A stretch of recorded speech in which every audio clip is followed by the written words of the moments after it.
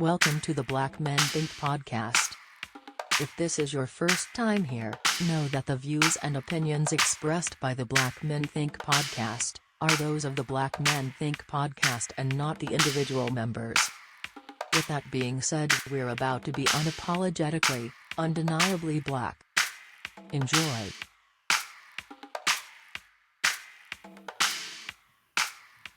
Hey man, so what's going on? Welcome to the Black Man Think podcast. I am your host. I always want to say I'm JD and my last name good. People that know me, y'all know me as JD, so we're gonna go with that. That's what my friends call me, JD. So we're here, and as you can see, we got number one, we're in the same room. Yes. Which we haven't been in the same room in a long time. Yes. And we're also in the same room with the homie Torri. So y'all haven't seen Torri on the podcast in a while. He's been busy. I'm back. He's back. He's back in the building, man. So I thought what perfect way to do, like, let's just have a full catch-up conversation. And within that conversation, we'll just let it go where it flows, bro. We can dive in and really just talk about what life and where we're at right now and kind of go from there. So for the people that may be brand new to Black Men Think podcast, Torri is one of the earlier voices that you've heard. Like, Torri was there probably for like the first 30, 40 episodes, something like that. Yeah. You know what I mean? And life be lifing. And so we've been moving around and things of that nature. But how you doing, bro? Man, I'm good, brother. Glad to be back, man. I missed this, so just glad to be back and, be seen and be heard as always, man. Yeah, man. As a matter of fact, I think when Torri was, I don't think they've seen you because I'm just thinking about some of the earlier renditions of this podcast. Well, they might have. I don't know if we posted video though. We have the video, but I don't know if we posted. We posted the video of it. Yeah, because now we do video on every episode. So, right. So man, just a quick update. Like, tell the people what you've been. If you want to. Hold on, I don't think he wants to. No, he just been busy. I just put it like that. Man, my dog been busy, man. So how are you? Let me just start there. Just mental health check in. Like, how are you doing? Man, I'm doing good. I'm blessed, man. Like you said, life has just been lifing. Yeah. So with jobs and kids and family. Right. Just had to step away for a little bit and really focus on that, and get that stuff together. And, there was some personal things I was working on that I had to make sure I completed and saw through to the finish line. And so, I got a lot of that stuff behind me. And so, back like the first. There you go. So, I mean, just really picking up on what you said, man, just like having some personal things that you had to take care of, right? And I think that's a great conversation to have, right? Just looking at the fact that us as Black men, sometimes we have to slow ourselves down and take care of us. Yeah. Right. Yeah. And when we take the time to take care of us, we're able to take care of the people that are around us. Right. And so I know sometimes it's hard for us to just just chill, take a break. So for you, what was the hardest part, number one, in being in taking that break and prioritizing the things that you had to prioritize? Oh man, I think the hardest part was, I think we used to always talk about it as me, myself, right? Me just like, I can't do and be everywhere. I can't just run myself into the ground because I don't want my body to finally tell me, hey, you've done too much. Because a lot of times that means you're past where you should have stopped, right? So I think the hardest part was really just me, just being cognizant of the many things that was going on and just really being like, okay, you can't do it all. And, just going through that, that really helped me take a step back and really focus on those things that I need to check off the box for, and really get myself together, of course, one of the things, was like finishing up my bar stuff for to practice law. So, I finished that up, got that done, got that behind me, which just took a lot of stuff. Of course, we got the little one. I know. So it's like, it just really was life forced me to do it, that break. and really do what I need to do. So No, that's cool, man. So y'all did not hear, if y'all missed that, my dog passed the bar, and Yes. like we have an official lawyer on staff,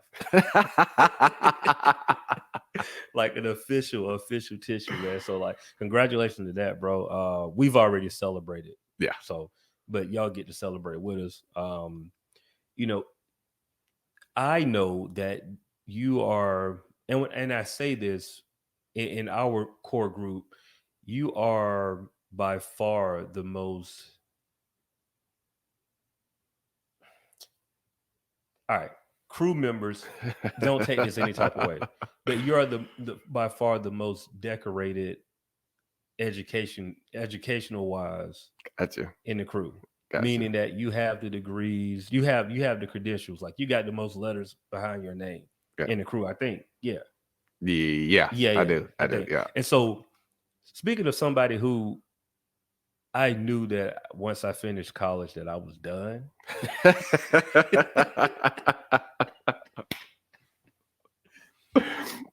I want to speak on the discipline that it takes to do the things that you've done, because like I know we're joking about it, but bro, that takes a lot. A lot of motivating yourself, Mhm. a lot of patience with yourself, a lot of patience with the people that are around you. Mhm. But man, to go down that route and say that like, yo, I'm getting this done, when most people are not going to have that same type of determination. Like, what is it about you that made you feel that, hey, I have to knock these things off the list? Like, this is a part of who I am, and I got to get it done. Well, I think, and you could probably attest to this, ever since you guys probably know me, I've just been the type of person I don't want people to be able to say I'm not qualified for X, Y, and Mm, Z. yeah, And true. so it's that self determination that no matter if I want if it's talking about being an electrical engineer, Hmm.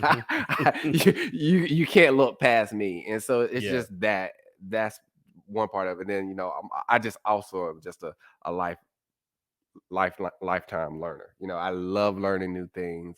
That's always been a passion about from me. And I think that stems from my mom being an educator. mm, But I'm just constantly always trying to learn something new. I always want to be able to have a conversation with anybody about any topic, no matter what it might be. So it's just my curiosity, I think, at the end of the gotcha. day, me just being very curious about various things that kind of pushes me. It's funny you say that because I'm actually about to start back school in January. Man, this dude here to go, bro. So I'm actually looking at that. We're working on a doctorate degree now. So Okay. we'll see if that pans out. Right now, I'm supposed to be starting in January, but we'll see. He said, "We'll see." No, man, that's cool, bro. Like I say, that it is something that I know I do not have the desire to do, but I am not gonna tell anybody else not to do it. I Hmm. mean, it's inspiring and motivating for me to go harder in other arenas in my life. Just like, Right. bro, my dog got like 3 kids. Yeah. They're a wife. Like, I can't make excuses for nothing. You feel me? I mean, and that's real. That's Right. just Right. me Right. telling Right. you, like, that is a real thing. When I look at, and that's what I love about like our core group, because everyone is constantly trying to progress to Hmm. something else. Like, we're never. I said, no, I'm putting two things together. We are never trying to, like, we're never cool with where we were. We're Right. always trying to, like, all right, Right. cool. That was cool what we did, but now we're trying to do something else. And everybody in the crew is like that. And so that's one of those things, like the iron sharpens iron. And I think Right. you really need people in your circle that's, one, gonna tell you like, bro, you ain't going hard, and two, that's gonna tell you like, all right, when you messing up. And I Hmm. think that's the importance of what we have. So now that we got that out the way, right? Like, we've reintroduced Torri um, to the Black Man Think audience, and so something that we like to do here is, I would ask a black man. We do these all the time, so Hmm. I felt like, hey, let's find Ask a Black Man. Let's pull it up here and Okay. see, what do we want to ask a black man. And so I have something that's not coming from anybody, but I had one I said that this is me not doing pre-production. Sorry. I had something that I wanted to ask. Where is it? Did I put it here? Nope, I did not. But that's the black man closing that we came up with. So I'll keep that just so I can get it from my other when we get toward the end. I cannot think of it. It was Ask a Black Man. I wanted to ask you something specifically to ask a black man. Mm-hmm. I'm gonna ask it now because I'm going through this, and you did go through this, and now you're not. So for me, I am in the house all women. Mm-hmm. Mm-hmm. I got a wife, 2 girls. Yep. Yep. So as someone who that was your story, and you recently had a son, Mm-hmm. can you tell me, have you noticed a significant change in your family dynamic once you had a son versus being the only man in the house? Oh man, yes. One is the little dude. He runs the house. Like that's that boy energy is. Oh my gosh, it's different. It really hits different, and so I think just that dynamic alone. He's like the twins in one, Okay. and still they can't keep up with them. Wow. So Wow.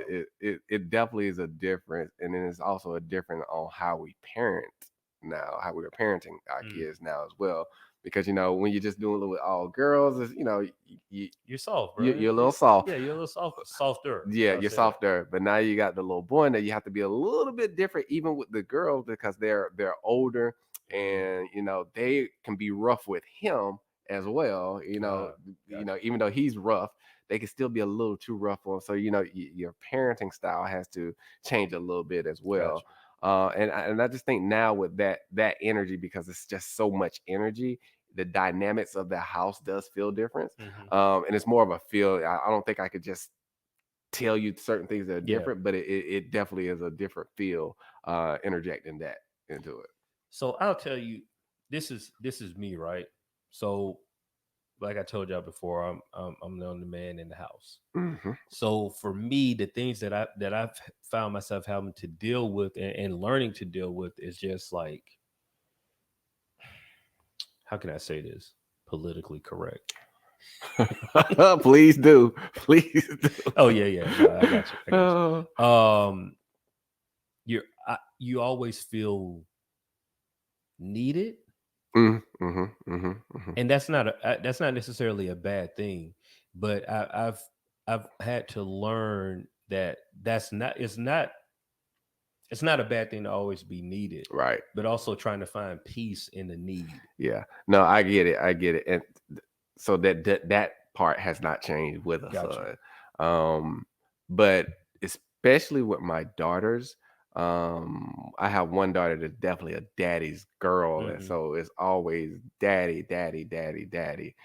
Even my son is like that too. Like him and my daughter, one of my twin girls, they're always daddy, daddy, daddy. The other one's just in there. She's like, okay, mommy, daddy, it don't matter. It don't matter. Anybody, somebody. But to your point, that always being needed, it does feel like that a lot of the time. Yeah. And I think I think you had a key point where you talked about trying to find time for self.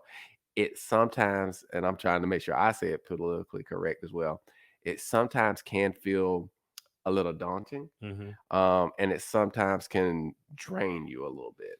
Yeah. And so really finding that inner strength, that inner peace to help and give you that strength, I think is really needed. And I think sometimes, my wife is great, and she's tremendous at what she does. She's a fabulous mother and a fabulous wife. But I think that there is a difference between men and women when it comes to parenting, and not taken away from what they do at all. So this has nothing to do with them. Right. But I think from a male perspective, it does becomes a little draining, just because of the pressures that's put on us from the outside of the house, and then that as well is like we're always needed. We're always having to show and prove ourselves. And, we're always having to be protectors. We're always having to do X, Y, and Z. Not saying that that my wife is not doing the same thing, but I think just from the male perspective and things of that nature, and just how men are built. I think that sometimes plays a part into it as well. Yeah, no, bro, you hit that like right on the head. It's just that the dynamic, and we got Motown. He I said Motown. We got Marlon. Sorry, he gonna be joining us here in just a second, right? But just speaking on the being needed, right, and trying to find. I want to go back to that, trying to find peace within the need, because being needed is definitely a place where, as a black man, you want to feel needed. I'm not saying that we don't want to feel needed. No, definitely not saying that. But trying to find that peace within being balance. needed. That's balance. Really the balance. It's a balance. It's a balance. And man, I think the older that I get, and the wiser I get, the more I realize just how important peace is for me. And I mean, that peace could be anything, bro. Like it could be literally walking to the mailbox to get the mail. Yes. Yeah. Going to the bathroom. Well, it's hard. It's hard to go to the bathroom. This is the thing, right? And this is a ongoing joke with my wife, because this is what my wife likes to do, right? If I go to the bathroom to drop a deuce, take a number 2, she will go by the bathroom like, "Hey, you using the bathroom?" Like she does that just to mess with me. And I'm like, it's cool, but I don't think you understand. Like I'm literally in here just so I could like just not doing anything. No, I feel you. No, trust me, my bowels move fine. I'm really in here trying to get this extra 5 minutes, so won't nobody talk to me. Like, this is really while I'm in here. So I see Marlon in he's shaking his head. So we're gonna go ahead and bring him up real quick. Let's see.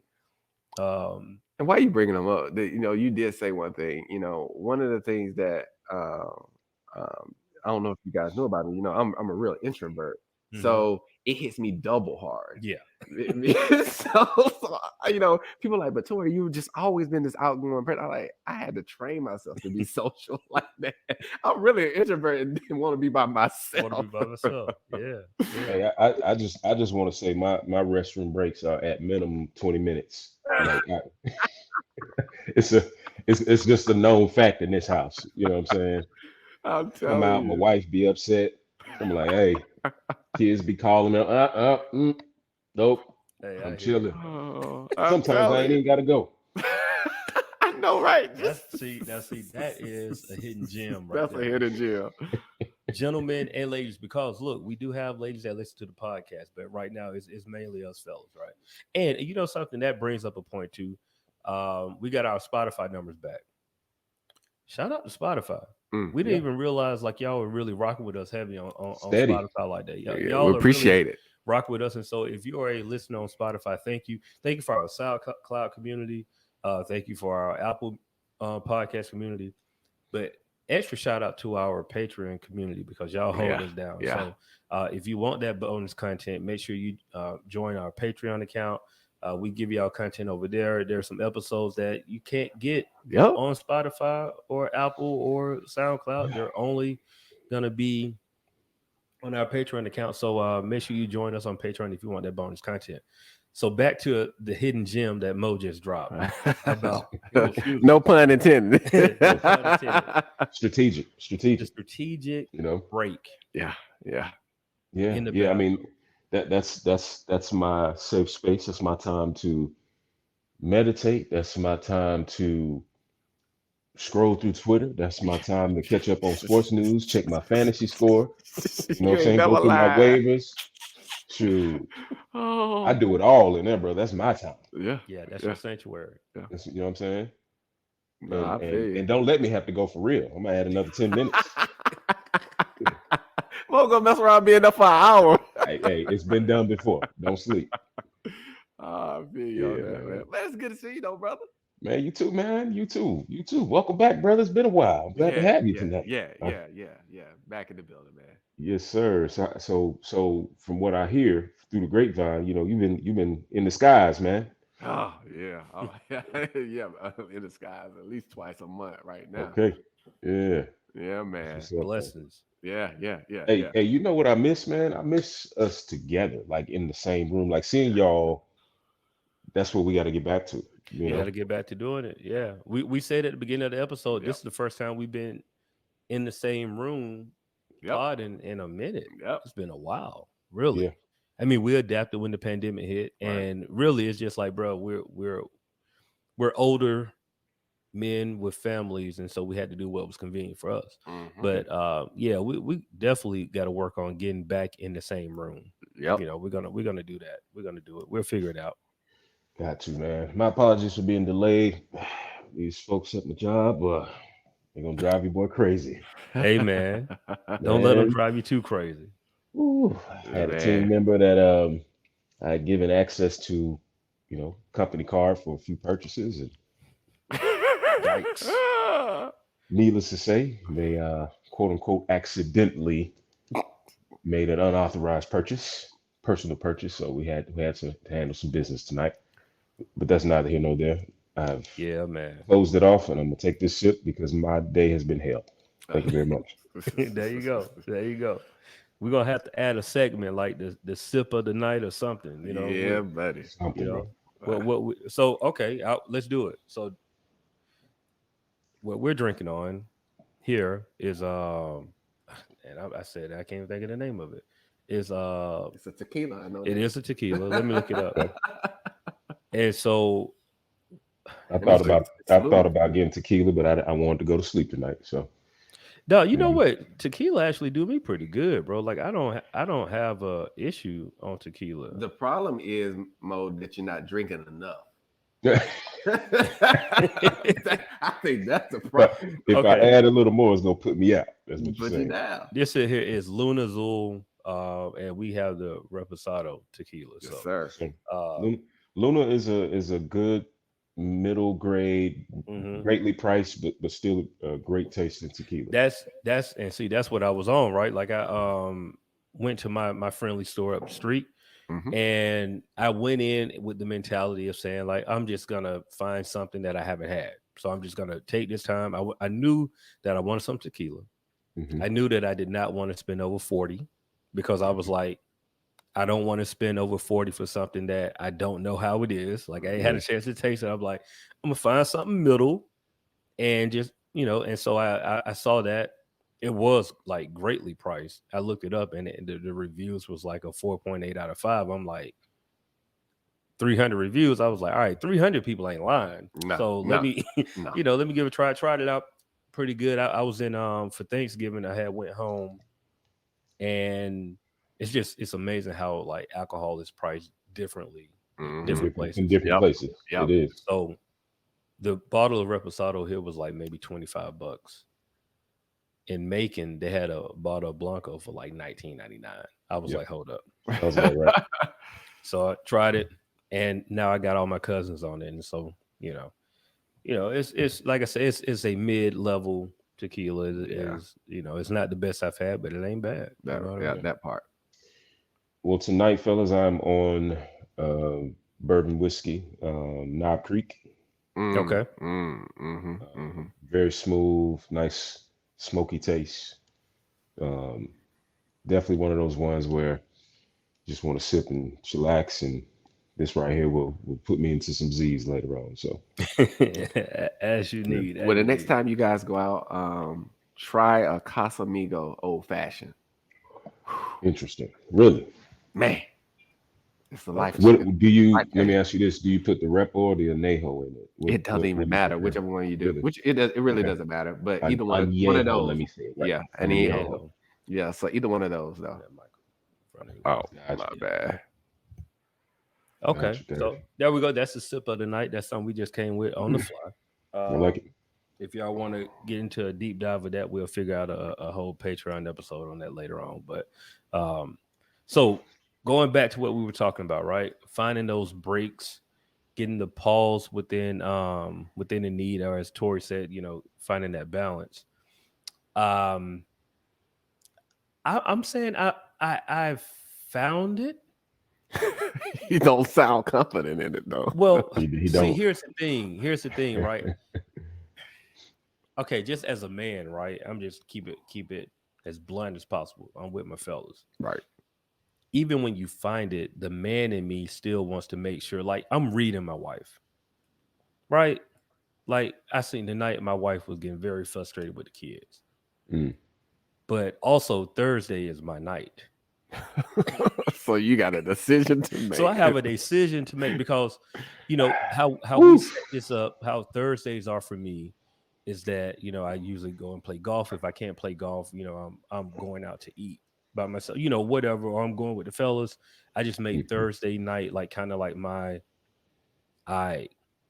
but I realized, like, so, you know, it's getting dark early. So golf is not long anymore. So, you know, if I go out there, I might not even get a chance to play nothing but like 4 or 5 holes, but I'm still going because I'm, you know, I like playing golf. So I go and play. So you go even when it's freezing cold. Oh, golf is life, bro. Golf is life. I hear you, I'm bro. prepared. I got the gloves if I need to. You know, Okay. I'm protected if I need to. You know, not freezing cold because they have freeze warnings, but you know what I'm saying, if it's cold, I'll still go. I'm not worried about winter golf. We live in Georgia, you know what I'm saying? So but you know, I got back home, I had my food, I was getting ready to sit down and eat at the table and whatnot. And I just noticed that, like, I just can sense the tension on my wife's face dealing with the kids. And so I'm like, that put in that extra hour, didn't it? Yeah, man. I'm like, man, this is my day. And so what I did was I kind of, you know, you can tiptoe in to help. So, you know, it's bedtime. So everybody getting ready to bed. So it's like, cool, I'm gonna go upstairs and run the bath water. Boom. So I get the tub ready. I make sure the kids know. Yeah, I make sure the kids know that, like, all right, it's bedtime. Going. So I'm kind of giving them direction while she's still doing some things. But then when it came time to get them a bath, I'm like, all right, good night. You know, and but you know, but I realized in doing that, it was being helpful, but I was also still respecting my time, Right. which 100%. I think is super important, bro. Because like, yes, my wife was having she was going through it a little bit. The girls were giving her a hard time. I noticed it as soon as I walked back in the house. I was like, yeah, there's some tension. Right. But I also got to respect, like, hey, man, like, bro, this is your day too. Right. You know what I mean? And I think that's important for us to find some type of boundary within that, because yes, you got to read your wife, your spouse, or whoever you with, and understand, like, hey, man, they might not be at their best. Right. But also, still my time. it's my time. It's you my feel time. me? Yeah. Because I'm sorry. Go ahead. Torri. No, I was gonna say no. I feel you that because I can do the same thing, and so I would do something like that. Like I either get the baths or something like that, just to help out, or I hit them with that daddy voice. Hey, y'all better sit down. You know, hit them with that daddy voice right quick, like that. I'm out. Yeah, you got to show something. Yeah. I've learned that you have to have some type of help. Yes. And support. Yeah. During those moments, it don't have to be a full takeover situation, but you have to have some type of help in those moments, because if you don't, you will hear about it at a later time. Yep. So you do, but I'm not gonna lie to you guys, man. I've struggled with that exact scenario where, you know, as a man or even as a husband, a father, let's just say it like it is. We're always in the position to put everybody else first. You know, right. That's a very common statement to say, by the way, I think for moms, but I think moms and wives, but I don't think we pay enough attention, but we're going to pay attention on this Black Men Think podcast to how often men are putting forth the sacrifice. Even when we don't have it, we don't, you know, when we need nothing more than our time, our refreshing, we're still sacrificing. And so for me, it took a while to find, honestly, I'm not going to say the courage, because it's not really what I mean. It just took a minute to settle into a place where I stopped worrying so much about everybody else in the moments where I need to worry about me. Right. I'm still honestly still learning how to do that, because I used to just be the type that was like, I got it, babe. I got it. You know, Like I see her frustration, I got it. The kids going crazy, I got it. Knowing good and well that I needed to speak up for my own, mental health and say, man, honestly, I need to break, you know. Um, and then once I started doing that, and once we were a little more vocal about why, and we kind of started, balancing each other's needs, she started creating the breaks. She would Mm-hmm. suggest them and say, hey, I know I'm working from home on Saturday. I know you got the kids all day down there with you. I hear the madness. How about when I get off, I take a few moments and then I come downstairs and I relieve you early, and I take care of the rest of the night. And that way you can go off. And eventually that turned into like 6 o'clock. I'm looking at the clock and here she's coming down the steps, and I'm like, I'm gonna holler at y'all. Yeah. And I might go out on the back porch, or I might go upstairs, or I might go to the movies, whatever it is, you know what I'm saying? But at the end of the day, that's when my time starts. And I even found myself in those moments saying, well, I'll go ahead and put dinner on and all this kind of stuff. And I started realizing, no, you're stealing from yourself. Like, Mm-hmm.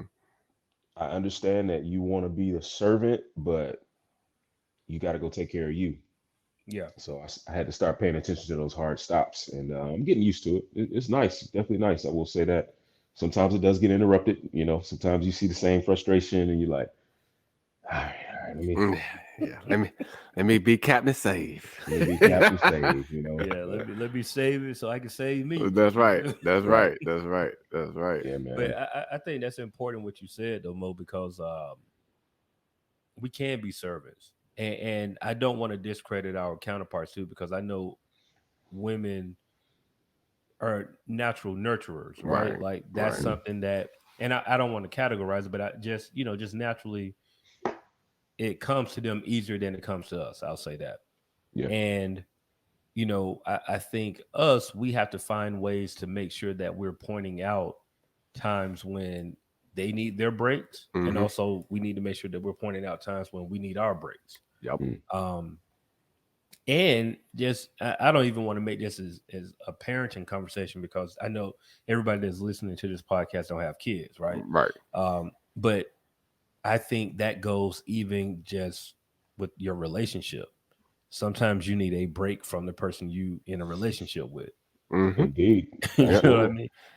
Kids or no kids. Right. You know Right. what I mean? So Yeah, my wife has made it. My bad, Tori. I was real quick. My wife has made it very clear. When I'm worn out, this is her talking, I don't have anything for you. mm, And that's a new, it's not new, but it's just a reality that I had to just say, no, you're right. Like, how could I even expect you to have anything for me if you're worn out? But we come around, we like, hey babe, what's up? Or whatever that is. But at the end of the day, it's like, and here's the thing, I had to realize that had nothing to do with me. Right. You know, that that's the that hardest wasn't her. part, though. It is. It is. Yeah. It wasn't her saying, I don't want to be with you. I don't want to spend time with you. I don't want to do whatever. It was her saying, I don't have anything. And unless I go get something, you're not going to have anything. And I had to start realizing, well, let me play the game then. Let me go ahead and make sure that she's taken care of, refreshed. And the same thing goes for me. I need my time. I'm not going to have anything for you. No, that's real. I No, didn't mean to yeah. interrupt you, Tor. Oh, no. I was just gonna really piggyback similar to what you were saying. And it's just really gotta understand your partner really at the end of the day. That's really what it's Yeah. about. Good point. Because it's really about what feeds into them. So it's really about love languages. Yeah. Realistically, Yep. it's like, how do you feed into them to give them the things that they need so that they can keep going, and vice versa. How can they feed into you and give you the things that you need to keep going? Because it's a partnership at the end of the day. And like JD says, even if you just strip the kids out of this and you just talk about relationships, it's still about how do you feed into somebody, and how do you know when what they need is to be by themselves. Mhm. Because sometimes it's just as important for me to realize that my wife needs to be by herself as it is for her to realize I need to be by myself, or vice versa, for us to understand that we individually need to be by ourselves. Right. So sometimes it's just that helps as well. Let me ask y'all something based on what you just said. Do y'all find the same thing? Like, let me phrase it like this. How do y'all handle moments where there's tension, where there's arguments, where there's stuff like that? Do you need to settle it right then and there, or do you need time by yourselves? And then like, is that understood in your marriages, or is that something that is different every time? Man, I'll be transparent on this. That's probably one of the biggest things that me and my wife have issue with, because I'm the one that I need time. I'm a thinker. Y'all all Mm-hmm. know me. I'm a Mm-hmm. thinker. I always think before I say anything, and so my process could take an hour, 2 hours, a day. But my Mm-hmm. wife, on the other hand, she's like, let's talk about it for 15 hours and get it done. And I'm just being a little, Yeah, I feel you. overboard. Gotcha. But she's that. Why are we gonna wait? Why are we not solving? I'm like, well, that's not me, Mhm. Uh, so, and I will say it has been difficult at times for Mm-hmm. us to get past those things, just because of my process is not matching to what she wants, or how she thinks things should go. And Gotcha. really, we're still trying to find that middle ground, and it's been 10 years, so Yeah. Yeah. almost, and we still trying to Yeah. find what that middle ground is. And it's just one of the things that I think is we're gonna continuously try to figure out where that middle ground is. But my wife is definitely the more in the, and I'm not saying it in a bad way, in your face, let's get this done, let's talk about this until we done, and then go to sleep. That's not me. I'm more like, hey, get off me. I don't want to talk. Let me Mhm. think about this. Let me see. I play every scenario, every word I Yeah. say, every word Yeah. she said. So, we do have that different approach. So, and we still haven't found that medium ground, Gotcha. I'll say for me, um, well, for us, we're I'll say I'm very similar to Tori, where but the difference is what I had to do is learn to tell my wife that I need time to think about it. What I would do is start thinking about it and don't let her know that I'm thinking about it. man. Right. And so what will happen is that looks like I'm shutting down. When in Mm. fact I'm not shutting down. I'm just like, yo, I'm giving myself time to process what's going on right now. Right. And I can say, man, like honestly though, me and my wife, we don't argue a lot because Y'all are similar. we're very similar in that like we're carefree individuals. Like we not a we care, but we're not like butting heads on a lot of things, right? And Yeah. most of the times, anything that we have to deal with, we usually can settle it within a matter of minutes. That's just who we are. Like, and we haven't had any major disputes or anything like that. Now, I can say that when we have been like at each other, Mm-hmm. what helped us out the most was just like really sitting down and thinking about what's going on. Mm-hmm. And when we have been in those positions, we found out very quickly that it was an underlining thing. So it wasn't necessarily what I did or what she did. It had more so to do with how we felt about something else that happened, Mm-hmm. and that got involved with the reason why we're mad at each other right now. Mm-hmm. So like, just for example, it could have been something where it's just like, yo, you ain't communicating. Well, the reason why I ain't communicating is because I don't said this 10 times and we still talk about the same thing. So it's like I've communicated this already, but you want a different outcome than what I've already gave you, right? And so we've had to learn to just say like, okay, what's really going on? Right. Because it's not this. Right. What is it really? Right. And then but we have been good at getting to the point of finding out what's really going on quicker, sooner than later. But honestly, though, like, we've just been blessed in our marriage where we haven't had any major things that like we have to like come to blows on, so to speak, where we're usually settling any conflict within a couple of hours max. You know what I'm saying? But Yeah. I'm definitely a lot of it has to do with me because I'm the perceived shut down where I really just like, bro, I'm gonna talk about it when I'm ready to talk about it. You know what I'm saying? Yeah. I So got you. I think I'm kind of like you. I'm in my professional life, I'm totally opposite, which is wild. But in my personal life, I'm the non-confrontational one. In the relationship, compared to my wife. Not saying that she is confrontational, but I'm the non-confrontational. And so I easily shut down, and not necessarily saying that I'm shutting down, but I am in my process. And in my process is I'm quiet and I'm not saying anything because I'm thinking. And I'm not going to talk about, like how you said, I'm not going to talk until I'm ready to talk. Exactly. And so it is perceived as me being shut down, but I'm not communicating to her that I'm talking, or I'm thinking about it. And so I think, and that makes her even madder on her side. But I'm just like, well, I can't help you. I can't help you. I can't be of assistance. Right. Yeah. Ours is very nuanced. It's interesting.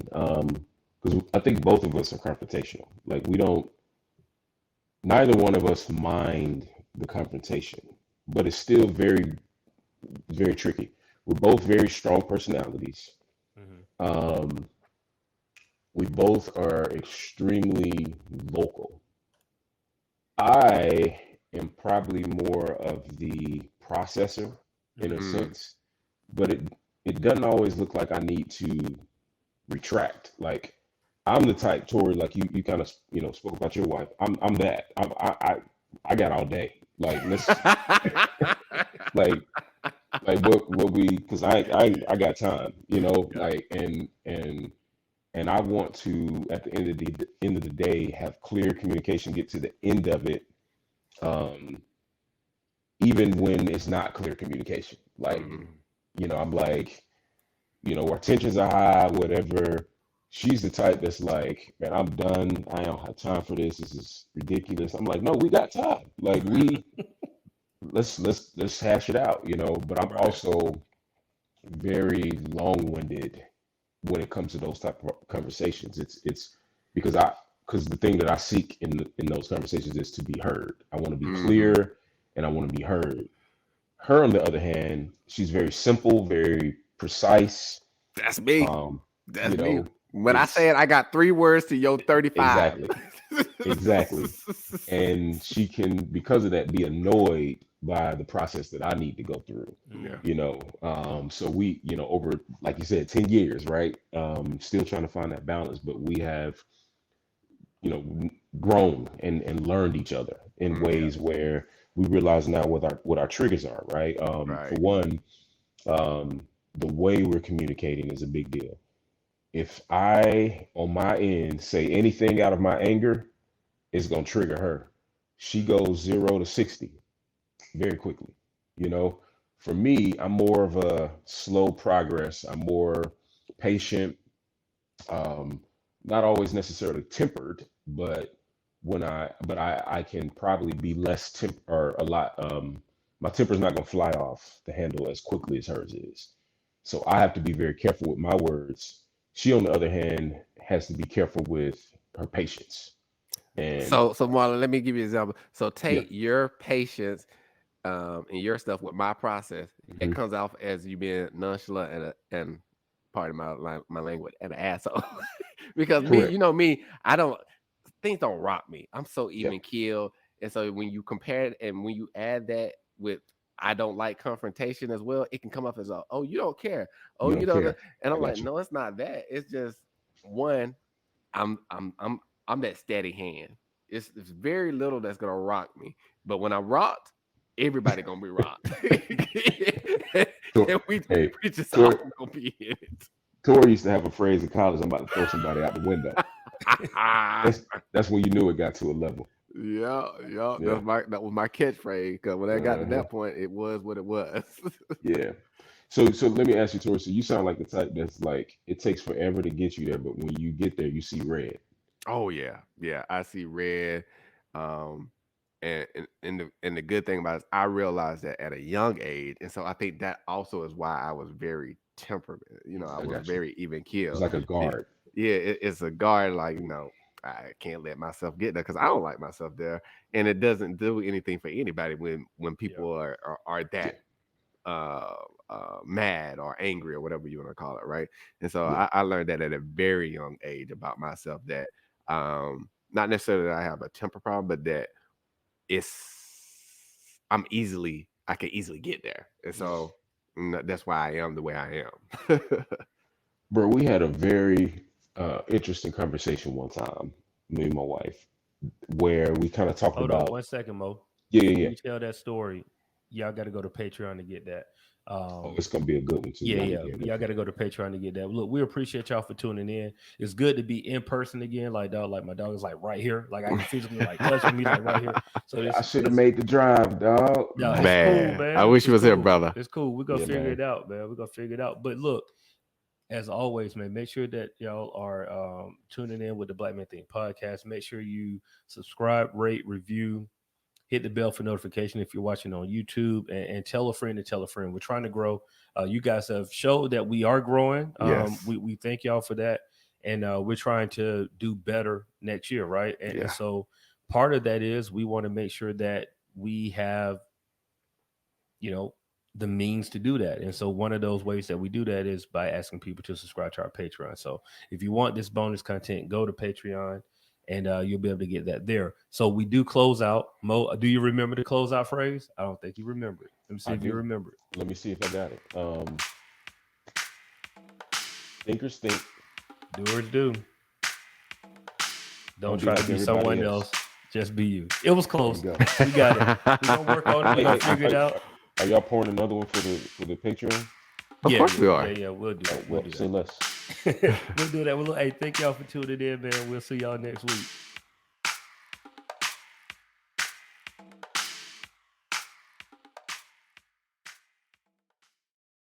The Black Men Think podcast.